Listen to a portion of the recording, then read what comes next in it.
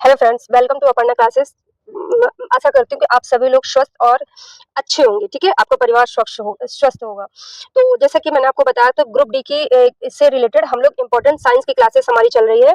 तो जो प्रीवियस से क्वेश्चन पेपर हम लोग सॉल्व कर रहे हैं ग्रुप डी से, जितने भी साइंस अभी 2025 में पेपर हुआ है, जितने भी साइंस के इंपॉर्टेंट क्वेश्चन है, तो उसी को हम लोग रिवीजन कर रहे हैं। ठीक है, तो बिना टाइम वेस्ट किए चलिए स्टार्ट करते हैं। अभी फर्स्ट क्वेश्चन है, तांबे के वैद्युत अपघटन परिष्करण के इलेक्ट्रोडों को सही भूमिका क्या है। मतलब एक तरह से इलेक्ट्रोड, मतलब दोनों इलेक्ट्रोड अशुद्ध तांबे के बने होते हैं, नहीं, ये गलत है। दोनों इलेक्ट्रोड शुद्ध तांबे के बने होते हैं, नहीं। अशुद्ध तांबे एनोड तथा शुद्ध तांबे कैथोड, करेक्ट। जैसे जो कोई लाइट जलती है, लाइट कैसे जलती है, लाइट में एक एक पॉजिटिव होता है और एक नेगेटिव होता है, दोनों होते हैं ना। तो तभी तो एक पॉजिटिव से नेगेटिव, नेगेटिव से पॉजिटिव, तो एक कैथोड होता है और एक एनोड होता है। एनोड हमेशा पॉजिटिव होता है, कैथोड हमेशा नेगेटिव होता है। ठीक है, अगला क्वेश्चन है, यदि पृथ्वी की त्रिज्या आधी कर दी जाए तथा परस्पर आकर्षित होने वाली दोनों वस्तुओं के द्रव्यमान 3-3 गुना कर दिया जाए तब उसके बीच की दूरी अपवर्तित रहे, तो गुरुत्वाकर्षण बल पर क्या इम्पैक्ट पड़ेगा। तो वो 9 गुना हो जाए। जैसे आपको पता है कि F बराबर capital G m1 m2 upon r square. ठीक है, तो अब क्या बोला है, ये नहीं चेंज होगा, ये नो चेंज है, नो चेंज, सिर्फ ये और ये होगा। तो अगर ये sorry sorry sorry sorry my mistake, sorry, मैं अपने शब्दों को वापस लेती हूँ। जैसे ये चीज मैंने बताया, ये फॉर्मूला यही है। अगर हम इसको स्क्वायर, मतलब अगर हम इसको 2 गुना कर रहे हैं, तो कॉमन सी बात है, ये कितने गुना हो, ये 4 गुना होगा। अगर इसको 3 गुना कर रहे हैं, तो ये कितने गुना, 9 गुना होगा। बस ये सब सेम है, ये सेम है, ये सेम है, ये सेम है। इसको हम अगर 3 गुना कर रहे हैं, तो ये 9 गुना हो जाएगा। 2 गुना करेंगे तो 4 गुना होगा। ठीक है, सॉरी, उसमें मेरी मिस्टेक हो गई थी। अगला क्वेश्चन है, तारों के टिमटिमाने के संबंध में निम्न में से कौन से कथन सही है। बहुत बेसिक सा क्वेश्चन है। इसीलिए तारे इसीलिए टिमटिमाते क्योंकि उनका अपना प्रकाश होता है। अगला क्वेश्चन है, अगला है, तारे प्रकाश के परावर्तन के कारण टिमटिमाते हैं। तारे प्रकाश के परावर्तन के कारण टिमटिमाते हैं। और रात्रि के में तारे की स्थिति में आभासी परिवर्तन होता है, ये तो सही है। बाकी तारे वायुमंडल अपवर्तन के कारण टिमटिमाते, ये भी सही है। इसका आंसर होगा सी और डी, करेक्ट। आपको पता है, जैसे जो तारे हैं, वहां से जो लाइट है, बहुत सारे अलग अलग अलग अलग जैसे अपवर्तन होता है। जैसे अपवर्तन, कोई प्रकाश आता है, वायु से सघन से विरल में जाता है, विरल से सघन जाता है, तो अपने माध्यम में परिवर्तन करता है, थोड़ा सा परिवर्तित हो जाता है। तो बस वही चीज है। तो वो तो और दूर से आ रहा था, तो उसके लिए तो उसमें तो और माध्यम पड़ते हैं, इसीलिए तारे हमें टिमटिमाते दिखाई देते हैं। अगला क्वेश्चन है, निम्नलिखित में से कौन सी संरचना स्पर्श के प्रति संवेदनशील होती तथा पौधों को चढ़ने में सहायता करती है। आपने देखा होगा, जैसे हम इसका बेस्ट एग्जांपल सब्जी। आप कभी गांव में सब्जी लगाए हो, तो आप देखोगे, तो जब थोड़ा थोड़ा बड़ा हो जाता है, तो उसके आगे ना ऐसे ऐसे ऐसे ऐसे करके, तो इसी को हम एक पेड़ में, ऐसे मम्मी लोग पेड़ लगा, मतलब ऐसे लकड़ी गाड़ दी, फिर इसको ना बस उसी पेड़ में ऐसे छोटे से छुआ देते, वो धीरे धीरे उसी पेड़ में पूरा लिपट के बड़ा हो जाता है। ठीक है, तो पुष्प थोड़ी होता है, कांटे थोड़ी, तो बीज होते हैं, इसमें होता है प्रतन।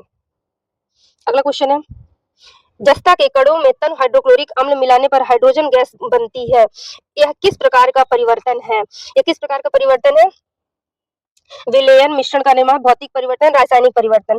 तो इसका आंसर होगा विलयन, मिश्रण का निर्माण, भौतिक परिवर्तन, रासायनिक। इसका रासायनिक परिवर्तन होगा।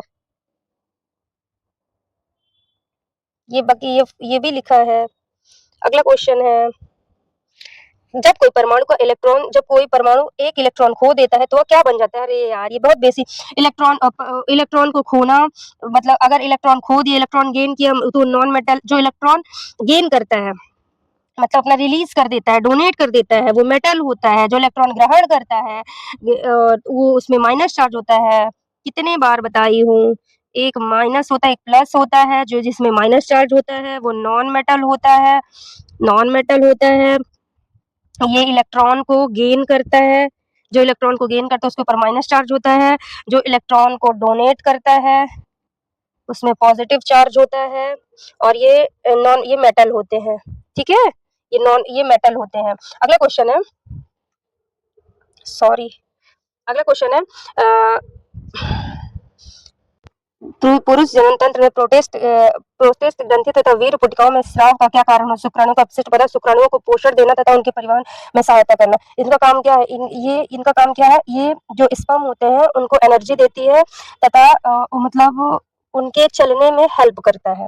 अगला क्वेश्चन है एथेनोइक अम्ल H2SO4 की उपस्थिति में एथेनॉल से अभिक्रिया करके क्या बनाता है? एथिल एनोड जल बनाता है। एथिल एनोड ये सिंपल सा फॉर्मूला है। अगला क्वेश्चन है यौगिक के अणु किससे बने होते हैं? यौगिक जो होता है विभिन्न तत्वों के परमाणु रासायनिक बंधों द्वारा आपस में जुड़े होते हैं। धात्विक संबंधी आपस में जुड़े होते हैं। आयनों के बिना किसी रासायनिक बंध के केवल मिश्रण से एक ही प्रकार के समान गुणों वाले परमाणु है। तो ये उसका आंसर होगा। विभिन्न तत्व के परमाणु रासायनिक बंधों द्वारा आपको पता है जैसे मैं बताई थी सॉलिड में जो एटम्स होते हैं वो बहुत पास होते हैं, लिक्विड में बहुत दूर होते हैं और कुछ थोड़ा दूर होता है और गैस में बहुत दूर होते हैं। अगला क्वेश्चन है एक विद्युत गीजर की शक्ति 220 वॉट है, उसे 220 वॉट है, इसे 220 विभवांतर पर चलाया जाता है, हीटर में प्रवाहित धारा कितनी होगी? पहली बात तो पी मतलब पावर बराबर होता है वोल्ट इंटू आई, मतलब वोल्ट इंटू आई, सीधी सी बात। इसके बाद ये सॉल्व है, इसका आंसर होगा 10। अगला क्वेश्चन है गोलाकार दर्पण का मुख्य फोकस किसे कहा जाता है? जो गोलाकार दर्पण का मुख्य फोकस किसे कहा जाता है? मुख्य अक्ष प्रवाह बिंदु जहां समांतर किरणें परावर्तन के बाद अवसारित होती है या आपतित होती हुई प्रतीत होती है। दर्पण के परावर्तन ये नहीं होगा। दर्पण का परावर्तक सतह केंद्र होता है, नहीं। वक्रता की त्रिज्या नहीं, ये भी नहीं। अब जैसे अवतल दर्पण में ये कहने में आपको बताया था परावर्तन के बाद बिंदु फोकस पर मिलती है, जबकि उत्तल दर्पण में फोकस में अपसारित होकर प्रतीत होती है। ये कल मैंने आपको बताया था। अगला क्वेश्चन है निम्नलिखित में से कौन से जीव अवश्रव ध्वनि उत्पन्न करते हैं? अवश्रव मतलब एक ऐसे जिसे आपको पता है कि मनुष्य 20 हर्ट्ज तक ध्वनि सुन सकता है, 20 हर्ट्ज से लेके 20,000 हर्ट्ज तक। अब आप ये मत बोले क्यों नहीं लिख रहे, क्योंकि मैं 3 से 4 दिन से यही पढ़ा रही हूँ और डेली लिख रही हूँ। तो क्वेश्चन क्या पूछ रहा है कौन से जीव अवश्रव्य ध्वनि उत्पन्न करते हैं, मतलब 20 हर्ट्ज से ज्यादा की ध्वनि कौन उत्पन्न करते हैं? तो ये होगा वेल तथा हाथी। और 20 से 20 हर्ट्ज से कम कौन ध्वनि उत्पन्न करते हैं? तो वो होता है ये पक्षी तथा सांप। ठीक है, इसके बाद अगला क्वेश्चन होते हैं क्वेश्चन नंबर 14। क्रियाशीलता श्रेणी में के मध्य स्थित धातुओं के सल्फाइड अयस्क को पहले ऑक्साइड में परिवर्तित किया जाता है, इसके लिए आवश्यक शर्त क्या है? उच्च दाब की उपस्थिति नहीं, अतिरिक्त वायु की उपस्थिति नहीं, हाँ ये सही है, उच्च दाब की उपस्थिति, उच्च तापमान की उपस्थिति नहीं। एक ये सल्फाइड अयस्क है, इसको रोस्टिंग की जाती है तो धातु ऑक्साइड बनता है, तो किसके द्वारा हो जाती है? अतिरिक्त वायु की उपस्थिति के कारण ये हो जाता है। ऐसा नहीं है कि उसमें बहुत ज्यादा टेम्परेचर देना पड़ेगा, बहुत ज्यादा आपको प्रेशर देने की जरूरत होती है, ऐसा कुछ नहीं है। अगला क्वेश्चन है प्लास्टिक जैसे अजैव अपघटनीय अपशिष्ट का प्रबंधन करने का सबसे अच्छा तरीका क्या है? प्लास्टिक उन्हें मिट्टी में दबा देना चाहिए। प्लास्टिक को मिट्टी में दबा दोगे तो डिकम्पोज नहीं। आपको ये चीज पता होना चाहिए कि प्लास्टिक इसीलिए तो बैन है ना, क्योंकि प्लास्टिक डिकम्पोज नहीं होती है। इसे खुले में जला देना चाहिए, नहीं, ये भी गलत, ये भी गलत। इसे खाद में नहीं, पुनः इसका पुनः चक्रण और पुनः उपयोग करना चाहिए, करेक्ट। जैसे आपको पता है जैसे हम बॉटल पानी यूज करके हम फेंक देते हैं, फिर उसी बॉटल को बहुत सारे लोग तो वो उसका क्या करते हैं, जैसे उसी चीज के फिर बैग बन गए, कुछ जो बोरियां बन गई, तो उन्हीं प्लास्टिकों को रीयूज किया जाता है। ठीक है, अगला क्वेश्चन है यौगिक के अणु किसके बनते हैं? यौगिकों के अणु किससे बनते हैं? विभिन्न तत्वों के रासायनिक रूप में बनते। आई थिंक ये क्वेश्चन रिपीटेड है, तो बाकी इसका आंसर होगा विभिन्न तत्वों के रासायनिक रूप से बंधे हुए परमाणु के भी मैंने धात्विक बंध से जुड़े होते बिना किसी रासायनिक बंध के आयनों के मिश्रण तो केवल एक प्रकार के विभिन्न तत्वों के रासायनिक रूप से बंधे, मतलब बताया ना, जैसे एक ही आर्टिकल है, एक ही आर्टिकल है, इसमें भी ये है और ये दोनों आपस में इसी के द्वारा जुड़ गए। अगला क्वेश्चन है निम्नलिखित का मिलान कीजिए। बाह दलपुंज, दलपुंज पुंकेसर, स्त्रीकेसर। बाह दलपुंज, आपको पता है दलपुंज पुंकेसर जो फ्लावर होता है, मैंने आपको लिखा है, ये है, ये फ्लावर होता है। फ्लावर में जो ये वाला भाग होता है इसको बाह दलपुंज कहते हैं। इसको बाल मतलब जब देखते हो फ्लावर बनने से पहले एक ग्रीन कलर की मतलब ऐसे पत्तियों के टाइप में, पंखुड़ी के टाइप में ऐसे वो पूरा फूल को अंदर से ढके रहती है, तो जो वो ढके रहती है उसी को बोलते हैं बाह दलपुंज। बाकी ये होता है जो पंखुड़ी होती है, पंखुड़ी को हम क्या बोलते हैं? दलपुंज। इसी को बोलते हैं पेटल भी। ठीक है, बाकी ये होता है, ये इसको बोलते हैं, इस वाले चीज को ये ओवरी है, और ये पुष्पदल मतलब जिसको हम पुष्प से, जिसमें पुष्प अंडाशय नहीं अंडाशय ये है, सॉरी अंडाशय ये है, इसको आई थिंक ये वो पुष्प शेपर बोलते हैं, जो पुष्प को स्थानांतरित सेव किए रहता है, स्थिर किए रहता है। इसके बाद ये मेल वाला पार्ट होता है, ये फीमेल वाला पार्ट होता है, ये इसको फिलामेंट बोलते हैं। अभी हिंदी में बाकी ये चीज लिखा हुआ है। इसके अंदर वो फिलामेंट होता है, ये इसके अंदर वो क्या बोलते हैं वर्तिकाग्र होता है, इसको स्टाइल है, स्टाइल इसके बाद स्टिग्मा, ठीक है। इसके अंदर एंथर होते हैं, एंथर जाके यहाँ गिरते हैं और इसके बाद वो यहाँ आता है, यहाँ यहाँ यहीं पास फिर वो बीज बन के यहीं पास दूसरा वो, ये सारी चीजें मैंने लिख दी है, आप इसको डिटेल में जरूर पढ़ लेना, ठीक है। तो क्वेश्चन क्या था, बा दलपुन दलपुन पुंकेशर मंडल अंडा पुंकेशर पंखुड़िया बा, तो पंखुड़िया अभी दलपुन दलपुन जो, तो बी का तो सी होगा, बी ये होगा। फिर बाह दलपुंज, बाह दल स्पेल अंडा पुंकेशर यही होगा, ये इसका फर्स्ट होगा, इसका आंसर ये होगा।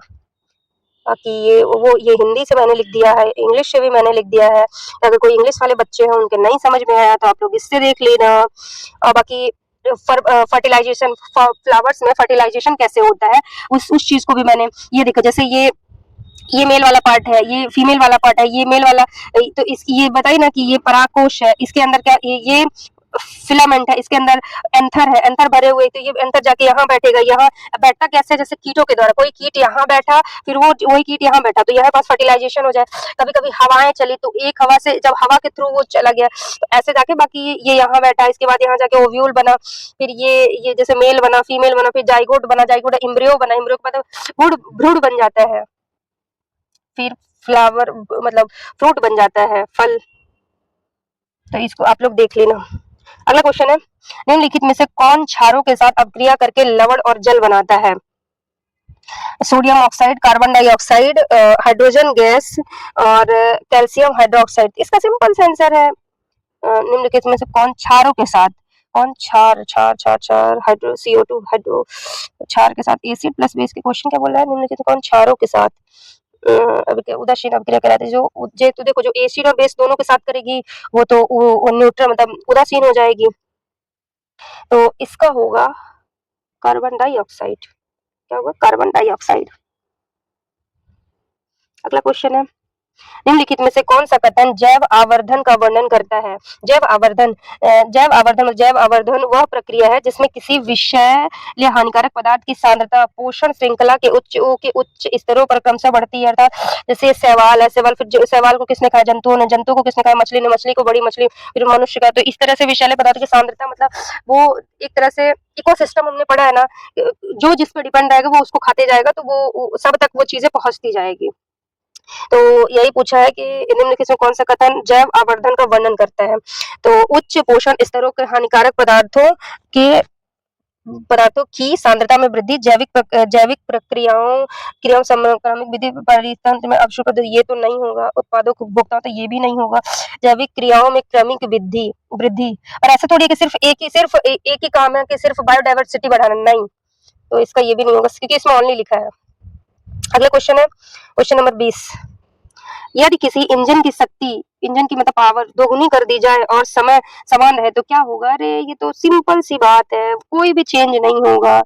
W बराबर, जैसे P बराबर होता है W/T, P बराबर W/T होता है। क्वेश्चन क्या बोल रहा है, यदि शक्ति मतलब पावर को दो गुना कर दिया जाए और समय समान रहे तो W बराबर P/T, वो भी दो गुना ही रहेगा, दो गुना ही हो जाएगा। मेरी तबीयत थोड़ा सा डिस्टर्ब चल रही है दोस्तों, बाकी फिर भी आप लोगों के लिए मैं तो रहूंगी ही। अगला क्वेश्चन है, नियत बल द्वारा किए गए कार्य के बारे में निम्नलिखित में से कौन सा कथन सही है? नियत बल फिक्स फोर्स के साथ W बराबर FAS होता है, या विस्थापन से स्वतंत्र होता है, या केवल प्रारंभिक और अंतिम स्थिति पर निर्भर करता है, या गति के पथ पर निर्भर करता है, और यह अगला है, यह सदैव धनात्मक होता है, नहीं ऐसा नहीं है, यह केवल प्रारंभिक और अंतिम स्थिति पर, जैसे कोई चीज चली है नहीं चली है ये सिर्फ उसकी वेग पर निर्भर करती है, ठीक है। तो और इसके बाद अगला क्वेश्चन है, यदि सर्वात्रिक गुरुत्वाकर्षण नियतांक G बराबर G कैपिटल G इस G का द्रव्यमान M तथा पृथ्वी की त्रिज्या R ज्ञात हो तो पृथ्वी की सतह के निकट गुरुत्वीय त्वरण G ज्ञात करने का समीकरण। G बराबर नहीं, ये तो गलत है, G कैपिटल स्मॉल G ये भी गलत है, R नहीं, ये उल्टा लिखा है, ये होगा, इसमें सिर्फ फार्मूला पूछा, बाकी ये लिखा भी है।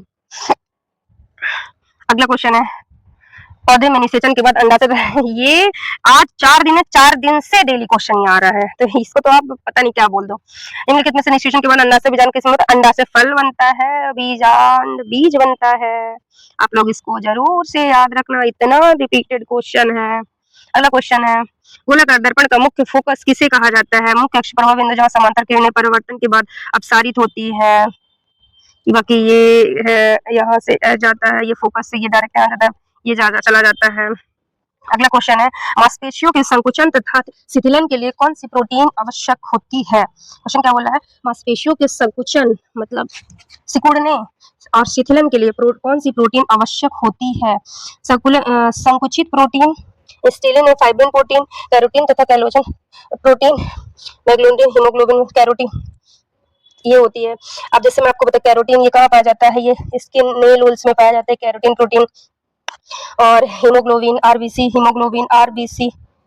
सॉरी आरबीसी, कुछ और भी याद करना हो तो याद कर सकते हो।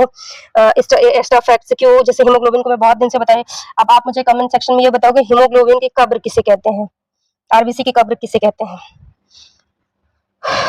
अगला क्वेश्चन है, यदि कोशिका विभाजन से बनी दो पुत्री कोशिकाओं की संरचना में हल्का अंतर दिखाई देता है तो डीएनए के प्रतिलिपन बनने की प्रक्रिया के दौरान इसका सबसे संभावित कारण क्या है? डीएनए की प्रतिलिपन बनने के बाद प्रोटीन संरचना नहीं, डीएनए की प्रतियों को कोई नहीं, जैव रासायनिक अभिक्रियाओं की स्वाभाविक अपूर्णता। जैसे आपको पता होना चाहिए, जो डीएनए होता है एक तो वो मतलब डबल हेलिक उससे बना होता है, इसमें 4 क्षारक होते हैं, adenine, guanine, cytosine, adenine, thymine, cytosine, adenine, guanine, cytosine, thymine, sorry adenine, thymine, और एडेनिन हमेशा थाइमिन से जुड़ता है, साइटोसिन में एडेनिन हमेशा ग्वानिन से जुड़ता है, साइटोसिन हमेशा थाइमिन से जुड़ता है। एडेनिन हमेशा ग्वानिन से डबल बॉन्ड के द्वारा और थाइमिन हमेशा साइटोसिन से ट्रिपल बॉन्ड के द्वारा जुड़ता है। और यहाँ पास ये जो हेलिक मॉडल होता है ये किसका बना होता है? इसमें हाइड्रोजन पाया जाता है, ये हाइड्रोजन का बना होता है। बाकी और क्या याद दिलवाइए, ये मतलब जो क्षारक है वो याद रखना। हो गया। अगला क्वेश्चन है, प्रयोगशाला में एक विद्यार्थी स्टार्च को पानी में मिलाता है और पाता है कि मिश्रण न तो वास्तविक विलयन और न ही निलंबन। कौन सा गुण यह सिद्ध करता है कि कोलाइड, कोलाइड मतलब होता है कोलाइड विलयन। इसका एग्जांपल बता दो। इसका एग्जांपल है दूध, दूध एक कोलाइड विलयन है। ऐसा थोड़ी है कि दूध में पानी को हम अलग एक बार मिला दिए तो मिला दिए। कण प्रकाश की किरणों को परावर्तित कर परंतु स्थिर रखने के नीचे नहीं बैठाती। ठीक, जैसे अगर आप नमक और पानी को मिला दिए तो फिर ऐसा थोड़ी हो सकता है कि फिर अगर वो घुल गया फिर आप नमक और पानी को, ऐसा थोड़ी है कि आप टॉर्च मारोगे तो नमक पानी दिख जाएगा, आपको नहीं दिखेगा। वो अलग बात है कि जब उसको वेपराइजेशन के थ्रू आप फिर पानी पानी वेपर हो जाएगा और जो भी नमक थोड़ा बहुत बचेगा तो नीचे हो जाएगा, बट ऐसे आप डायरेक्टली नहीं देख सकते। एक टिंडल प्रभाव होता है, टिंडल प्रभाव में अब जैसे ये कोलाइड का उदाहरण, स्टार्च का जल में विलयन, दूध, कोहरा, धुआं। अगला क्वेश्चन है, टिंडल प्रभाव क्या है? टिंडल सेम अपोजिट क्वेश्चन दोनों। टिंडल प्रभाव कब देखा जाता है? प्रकाश विलयन के कणों द्वारा अवशोषित होता है, प्रकाश जो विलयन के कणों द्वारा नहीं, ये तो कोई फैक्ट ही नहीं हुआ। प्रकाश दर्पण की सतह से परावर्तित होता है, नहीं। प्रकाश किसी माध्यम में निलंबित अत्यंत सूक्ष्म कणों द्वारा प्रकीर्णित होता है, ये सही है। प्रकाश निर्वात से होकर गुजरता है, नहीं, ये भी कोई फैक्ट नहीं है। अगला क्वेश्चन है, अपशिष्ट जल शोधन संयंत्र में बायोगैस निम्नलिखित में से किस पदार्थ से प्राप्त होती है? नारियल का छिलका, सूखी पत्तियां, अवमल स्लाज और या फिर केले की छिलके से। तो मतलब क्या बोल रहे, बायोगैस, जो बायोगैस होता है तो हम किससे निर्माण करते हैं, किससे हमें मिलता है? तो नारियल के छिलके से थोड़ी मिलता है, सूखी पत्तियों से थोड़ी मिलता है। अवलम स्लज मतलब जो भी मल मूत्र होता है उससे बायोगैस मिलती है, जैसे गोबर, एग्जाम्पल गोबर है बेस्ट। अगला क्वेश्चन है, एक सेकेंड, बाकी इसमें मेन मुख्य गैस कौन सी थी? Methane, CH4। अगला क्वेश्चन है, एक पुष्प से दूसरे पुष्प के वर्तिकाग्र परागकणों के स्थानांतरण की प्रक्रिया को क्या कहते हैं? गर्भाधारण, नहीं भाई। परागकण, ये करेक्ट, ये भी नहीं है, ये भी नहीं। हाँ, बिंदु स्राव। बिंदु स्राव क्या है? बिंदु स्राव, जो आपको पता है कि बिंदु स्राव जो है वो टिश्यू मतलब सॉरी लॉस ऑफ वाटर, जो पौधों में लॉस ऑफ वाटर होता है, लॉस ऑफ वाटर को बिंदु स्राव कहते हैं। लॉस ऑफ वाटर, पानी की कमी को बिंदु स्राव कहते हैं। ठीक है, अगला क्वेश्चन है, अरे क्वेश्चन में मतलब ये 32 नंबर है। ठीक है, किसी परमाणु में 17 इलेक्ट्रॉन तथा 17 न्यूट्रॉन है, इसमें प्रोटॉन की संख्या कितनी होगी? सिंपल सी बात है, 17 ही होगी, क्योंकि अगर इलेक्ट्रॉनों की संख्या 17, न्यूट्रॉनों की संख्या 18 होगी, प्रोटॉनों की संख्या तो ऑलरेडी 17 ही होगी तभी तो। अगला क्वेश्चन है, ओम के नियम के संबंध में निम्नलिखित में से कौन सा कथन सही है? क्या पूछा? सही पूछा है। स्थिर ताप पर धारा विभवांतर की व्युत्क्रमानुपाती होती है? नहीं। कि प्रतिरोध केवल गैर ओम की चलकों के लिए स्थिर? नहीं। ओम का नियम सभी पदार्थों पर सभी तापमानों पर लागू होता है? नहीं। स्थिर ताप पर धारा विभवांतर के समानुपाती होता है? ये होगा इसका आंसर। बाकी ये जैसे आपको पता होगा कि मैंने आपको बताया था कि एक होता है समांतर क्रम, एक होता है श्रेणी क्रम। समांतर क्रम में जब समांतर क्रम में धारा इस धारा फिक्स होती है और श्रेणी क्रम में विभवांतर से फिक्स होता है। अगला क्वेश्चन है, मिश्रित यौगिक में किस प्रकार भिन्न होता है कि a mixture difference compound in that उसमें तत्व निश्चित अनुपात में होता है, उसके अवयव अपने गुण में बनाए रखते हैं? ये होगा। केवल नहीं, ये भी नहीं होगा, ये भी नहीं होगा। बाकी ये मिश्रण और यौगिक में एक डिफरेंस लिखा है, आप इसको पढ़ लेना। किसी भी जैसे मिश्रण, इसमें अवयव किसी भी अनुपात में मिल जाते हैं और जो यौगिक होता है इसमें एक निश्चित फिक्स रेशियो में कंपाउंड मिले होते हैं। बाकी ये आप लोग समझे, सॉरी यार, बाकी ये आप लोग एग्जाम्पल देख लेना। अगला क्वेश्चन है, हमारा लास्ट क्वेश्चन है, यौन संचारित रोग एड्स निम्नलिखित में किसके कारण होता है? कृमि, विषाणु, प्रोटोजोआ, जीवाणु। ये बहुत बेसिक सा क्वेश्चन है, तो आपको पता होगा वायरस से होता है, ठीक है। हाँ, अब इसमें जैसे इसको क्या बोलते हैं कि एड्स किस वायरस को? HIV virus. Human immuno deficiency syndrome के कारण, मतलब वायरस के कारण, मतलब ह्यूमन इम्यूनो डिफिशियंसी वायरस के कारण होता है। इसके टेस्ट को क्या बोलते हैं? तो इसका टेस्ट क्या होता है? एलिशा। इसका टेस्ट एलिशा टेस्ट होता है। बाकी ये किस कारण से होता है, ये चीज को मैंने कुछ अलग से लिखा, जैसे एड्स डे 1 दिसंबर को मनाया जाता है।